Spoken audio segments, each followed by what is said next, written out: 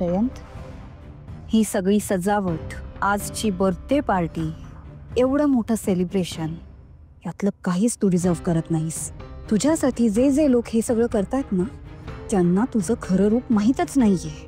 एकेकाळी मला माझ्या घरच्यांचा सहवास मिळू नये म्हणून तू जे काही केलंयस, आता मी सुद्धा जशास तसंच वागणार.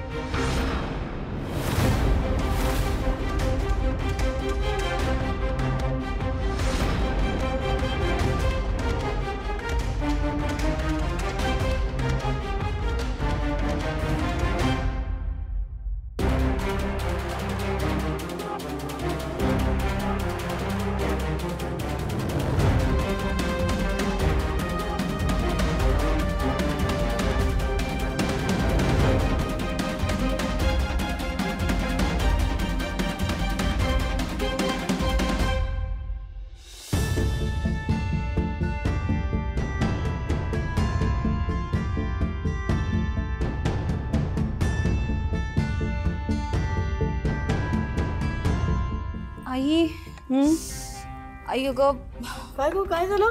बरं वाटत नाही का? माझं डोकं खूप दुखतंय. मला ना एकदम असं गरगरल्यासारखं होतंय. काय माहिती का? अगं या अवस्थेत ना अधूनमधून असं होतं. मग अशी तू नीट खाल्लं? हो ग आई, तू नाही का मला भात कालवून दिला होतास, तो सगळा संपवला अगं मी. पण काय माहिती का अचानक हा त्रास सुरू झालाय. आई एकतर आज रात्री पार्टी आहे, पण मला नाही वाटत मी या पार्टीला येऊ शकेन. अगं त्याची कशाला काळजी करतेस? मी आहे ना, मी बघेन. तू तुझ्या खोलीत जाऊन पड बघू. अगं असं काय करतेस? केवढी तरी तयारी बाकी आहे आणि माझं मन नाही लागणार. हे बघ, तू जर त्या पार्टीचं इतकं टेन्शन घेणार असशील ना, तर रद्द करून टाकू आपण ते. जावई बापू घेतील समजून. पण आई, जयंतला वाईट वाटेल ना? नाही वाईट वाटणार. जावई बाबू किती समजूतदार आहे. आणि मुळात जेव्हा मी त्यांना हे सांगेन की तुझी तब्येत बरी नाही आहे आणि तुला त्या कार्यक्रमाचं एकदम टेन्शन आलंय, तर ते स्वतःच सांगतील मला की बाई हे असं काही करूया नको आपण, जानूची तब्येत महत्त्वाची आहे. तू त्याचा नको विचार करू. तू एक काम कर, तू खोलीत जाऊन पड. मी पटकन लिंबू पाणी आणते बघ, बरं वाटेल तुला. हां, घाबरू नकोस. जा जा.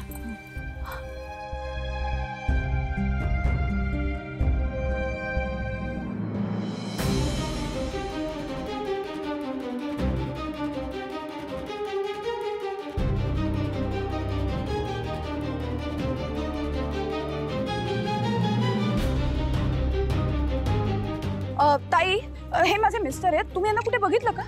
नाही काय उचलत आहे फोन? ताई बघितलंच नाही का तुम्ही? दादा दादा, हे माझे मिस्टर आहेत, सिद्धिराज गाडे पाटील. अहो ताई, फोटो दाखवायची गरजच नाही. साहेबांना सासवडमध्ये कोण ओळखत नाही. काल रात्री मी त्यांना नवरात्रीच्या पंडालमधून बाहेर पडताना पाहिलं. मग पुढे कुठे गेले ते? ते कोणाशी तरी फोनवर बोलत निघाले होते, पण नंतर बाकी मला काहीच माहित नाही. चला येतो.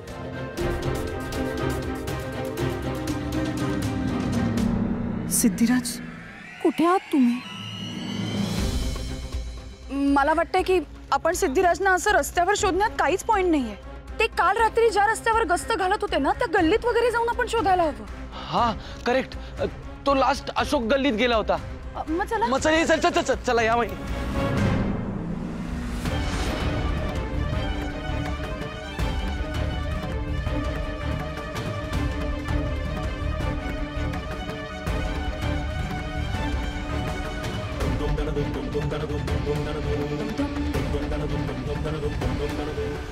इन्स्पेक्टर, पुढल्या तासाभरात माझा पोरगा सुखरूप नाही आला ना, तर थेट दिल्लीवरून सूत्र हलवीन. तुमच्या सगळ्यांची बदली करून टाकेन. आमदाराचा पोरगा गायब झाला, तुम्ही काय झोपा काढता काय? 0 मिनिटात युद्ध पातळीवर शोध मोहीम सुरू करा, नाही तर तुमची खैर नाही. हे संपत. माझ्या सिद्धूला लवकरात लवकर शोधून काढारे. हे अधिराज, माझा जीव कासावीस झालाय. शोधून काढारे लवकर माझ्या सिद्धूला. माझा सिद्धू माझ्या समोर दिसला पाहिजे. अगं आजी, खरंच तू काळजी करू नको. आपण डिटेक्टिव्ह एजन्सीला पण सांगितलंय, शोधतील ते.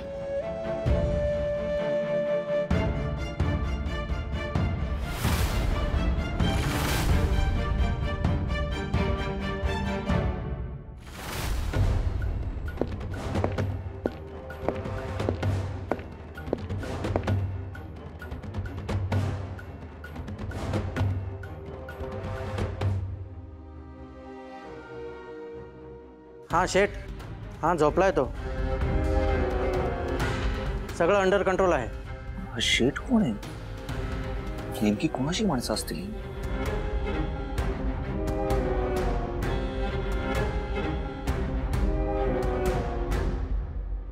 हे लक्ष ठेव याच्यावर, मी बाहेर जातो.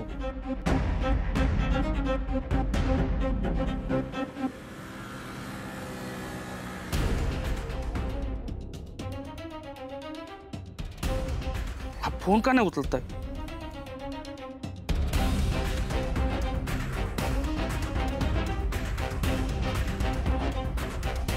हा रवी इनामदार मला शेंड्याला होतोय काय? तिथे सिद्धिराज गाडे पाटलाने आणि त्याच्या बायकोने कंप्लेंट केली आहे, त्यावर त्यांनी काहीच ऍक्शन नाही घेतली. आणि ही केस जर कोर्टात उभी राहिली तर या सगळ्यात मी अडकेन.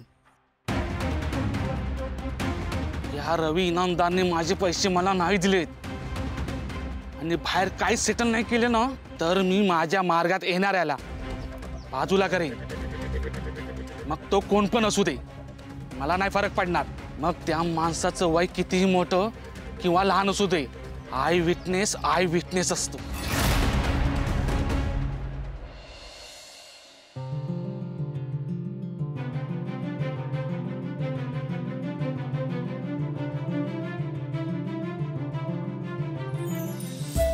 अरे हात आत घे, असा हात बाहेर नाही काढायचा. पण काका, वळताना तर हात बाहेर काढतच असतो ना, माझे आजोबा दाखवतात. अरे कदाचित तुझ्या आजोबांना तशी सवय असेल. आणि तुला सांगू का, ज्या जुन्या गाड्या होत्या ना त्यात इंडिकेटर्स नव्हते, पण आता इंडिकेटर्स असतात गाड्यांना. त्यामुळे आपण इंडिकेटर दिला की मागच्याला कळतं की आपण कुठल्या बाजूला वळणार आहोत, कधी वळणार आहोत ते. त्यामुळे हात दाखवण्याची गरज नाही आता.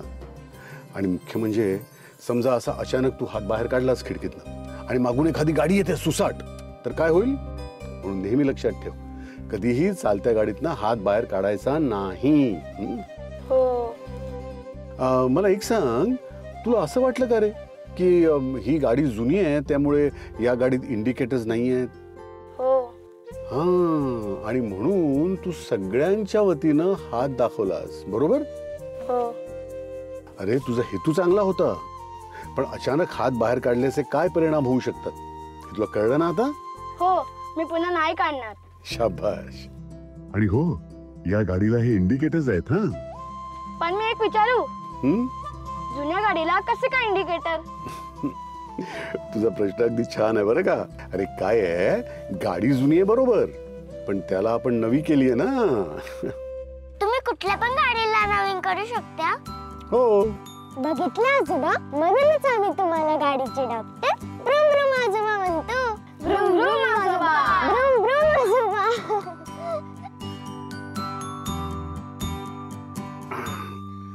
चला महेश, घर आलं तुझं. हे उतरशील ना का दरवाजा उघडून देऊ? नाही आजोबा, मला जमतं. मीही मोठा होऊन तुमच्यासारखा गाडीचा डॉक्टर होणार आहे. बर. हो. ब्रुम ब्रुम आजोबा, ब्रुम ब्रुम आजोबा, ब्रुम ब्रुम